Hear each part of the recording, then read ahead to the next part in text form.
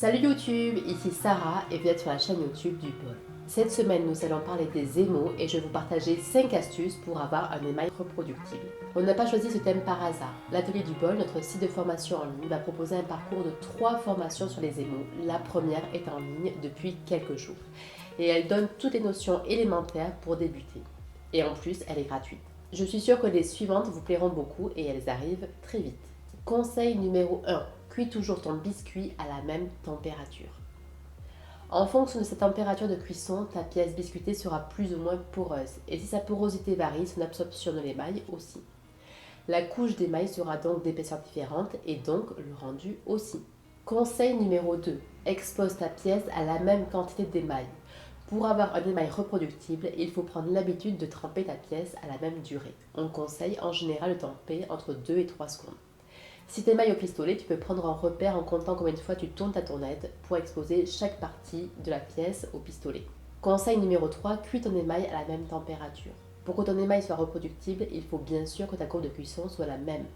C'est-à-dire que la montée en température est identique, comme ta température cible ou encore la durée des paliers.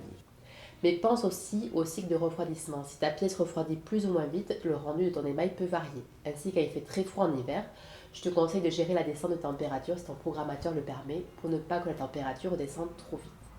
Pense à utiliser régulièrement des cônes pyrométriques aussi pour vérifier que la température de ton four est vraiment celle affichée par le programmateur. Conseil numéro 4, mélange toujours ton émail avant d'émailler. Si tu ne mélanges pas ton émail, certains éléments seront plombés au fond du seau et ne viendront pas se déposer sur la pièce. Cela pourra impacter la couleur et le rendu.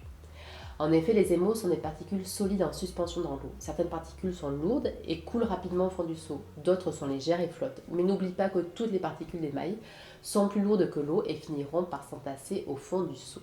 Et si ton émail est très plombant, n'oublie pas que tu peux utiliser de la bentonite. Enfin, dernier conseil, vérifie la densité de l'émail. Si ton émail est plus ou moins dense, il sera chargé de plus ou moins de matière. La quantité d'émail déposée sur la pièce sera donc différente. Pense à vérifier régulièrement la densité de l'émail, car l'eau peut s'évaporer et la densité augmentera alors. En plus de ces 5 astuces, rappelle-toi qu'en fonction de ta manière d'émailler ta pièce, si tu utilises le trempage ou le pistolet, le rendu sera différent. Et même chose, si tu utilises deux tares différentes, le rendu de ton émail variera aussi. J'espère que ces 5 conseils t'auront aidé. Si tu aimes ces capsules, abonne-toi à la chaîne, mets un j'aime et partage autour de toi. A très vite!